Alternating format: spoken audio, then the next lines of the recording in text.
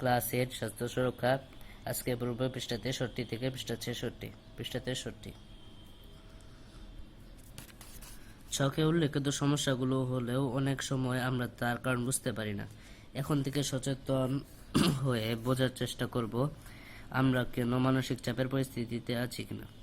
মানসিক চাপ ব্যবস্থাপনার প্রয়োজনীয় উদ্যোগ গ্রহণ না করলে মানসিক স্বাস্থ্যের সমস্যা দেখা দিতে পারে, যেমন অতিরিক্ত উদ্বিগ্নতা, প্যানিক ডিসঅর্ডার, বিষণ্ণতা ইত্যাদি। মানসিক চাপ ব্যবস্থাপনার কৌশল জেনে আমরা এই অবস্থা থেকে নিজেদেরকে রক্ষা করতে পারি।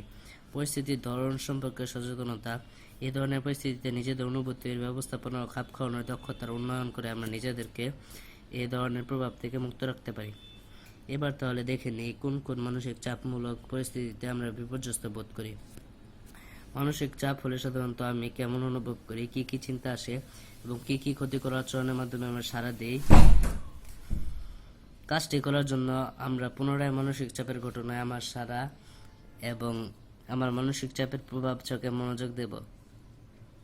এমন পরিস্থিতিতে আমাদের অনেক অনুভূতি, চিন্তা ও আচরণের পুনরাবৃত্তি হয়ে থাকে, আবার সমস্যার সমাধান করে না। আমার ক্ষেত্রে সেগুলো কি তা খুঁজে বের করি। এছাড়া অন্য কোনো পরিস্থিতিতে যদি এ ধরনের আচরণ করে থাকি, তাও মানসিক চাপের পরিস্থিতিতে আমরা নেতিবাচক আচরণ ছকে লিখি। মানসিক চাপের পরিস্থিতিতে আমার নেতিবাচক আচরণ: অনুভূতি, চিন্তা, কি সমস্যা হয়, কি আচরণ করি। ক্লান্তি, কখন বিশ্রাম করব, চিন্তা হয় এটা। কি সমস্যা হয়, কিছুই করতে ইচ্ছা করে না। কি আচরণ করি, অলসতা করি। অসহায় বোধ, এমন কেন হলো, নিজেকে খুব অসহায় মনে হয়, চুপচাপ থাকি। রাগ, সবকিছু ভেঙে ফেলি, মাথা গরম হয়ে যায়, চিৎকার করি। লজ্জা, যদি কেউ অপমান করে মনের সাথে যুদ্ধ করে সিদ্ধান্ত নিতে হয়, নিজেকে গুটিয়ে রাখি। মানসিক চাপ ব্যবস্থাপনা। এরপরে এই পৃষ্ঠায় একটা ছক দেওয়া আছে, মানসিক চাপ ব্যবস্থাপনা কৌশল। এটা বোঝার আগে আমাদের প্রথমে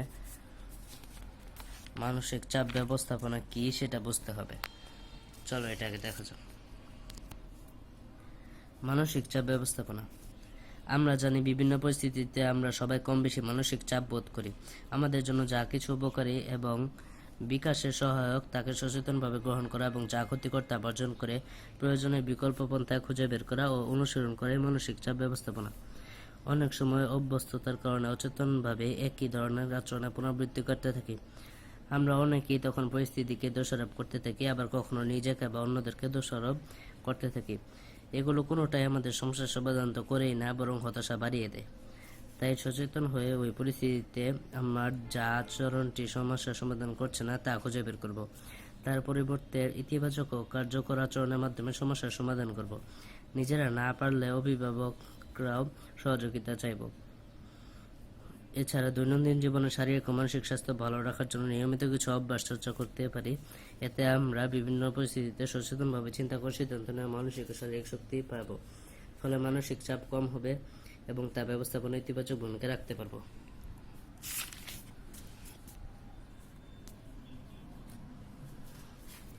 আমার মানসিক চাপ ব্যবস্থাপনা কৌশল। এখানে ছকটা ফিল আপ করে দেওয়া আছে। প্রথমে সকাল ও বিকালে ব্যায়াম করব, রুটিন করে পড়ালেখা করব, বিপদে ধৈর্য ধারণ করব, ধর্মীয় কাজে আরও মনোযোগ দিব, পরিবারের সাথে সময় কাটাবো, নিজের পছন্দের কাজগুলো করব, নিজেকে নিয়ে সব সময় ইতিবাচক চিন্তা করব, দুশ্চিন্তা এড়িয়ে চলব, পর্যাপ্ত পরিমাণ ঘুমাবো। নিজের অনুভূতি যত্নের কৌশল ব্যবহার করেছি। প্রথমে চিহ্নিত করেছি, এরপর তার শরীরে কোথাও অনুভব করছে তা খুঁজে পেয়েছি, এরপর অনুভূতিকে গ্রহণ করেছি এবং স্বস্তির জন্য অনুভূতিকে উদ্দেশ্য করে নিজের সাথে কথা বলেছি। নিজের অনুভূতিকে বুঝতে পারা, দোষারোপ না করে গ্রহণ করা ও নিজের প্রয়োজন বুঝে স্বস্তির জন্য কাজের মাধ্যমে আমরা নিজের প্রতি সহমর্মী হতে পারি। এটি মানসিক চাপ ব্যবস্থাপনার একটি গুরুত্বপূর্ণ কৌশল। যে কোনো পরিস্থিতিতে নিজের প্রতি সহমর্মী হলে আমাদের মনে স্বস্তি আসে, আমরা রিল্যাক্স বোধ করি, যা আমাদের ওই পরিস্থিতিতে যৌক্তিকভাবে চিন্তা করতে সাহায্য করে। আমরা নিজের জন্য ইতিবাচক ও কার্যকর সিদ্ধান্ত নিতে পারি। নিজের অনুভূতি যত্ন ব্যবস্থাপনা বিষয়ে আমরা সপ্তম শ্রেণীতে শিখেছি। নিজের অসম্মান ও ক্ষতি হয় এমন কাজ থেকে বিরত থাকা, প্রয়োজনীয় নির্ভরযোগ্য কারো কাছ থেকে সহযোগিতা চাওয়ার মাধ্যমে আমরা নিজেকে ভালোবাসতে পারি। এতে আমাদের মানসিক স্বাস্থ্য ভালো থাকে, এতে শারীরিক স্বাস্থ্য ভালো থাকে। স্বাস্থ্য ভালো রাখা মানসিক চাপ ব্যবস্থাপনার পূর্ব শর্ত। স্বাস্থ্য ভালো না থাকলে বিভিন্ন পরিস্থিতিতে মানসিক চাপ বেড়ে যায়।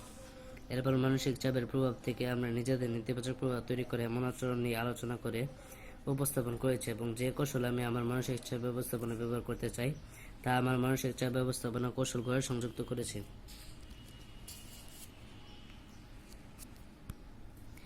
এবার মানসিক চাপের ঘটনায় আমার সারা ও আমার মানসিক চাপের প্রভাব থেকে আমরা যে আচরণের জন্য কষ্টের বা ক্ষতিকর মনে করেছি তার পরিবর্তে কি নতুন আচরণ করতে চাই তা আমার সংবেদনশীল আচরণ ছকে লিখি।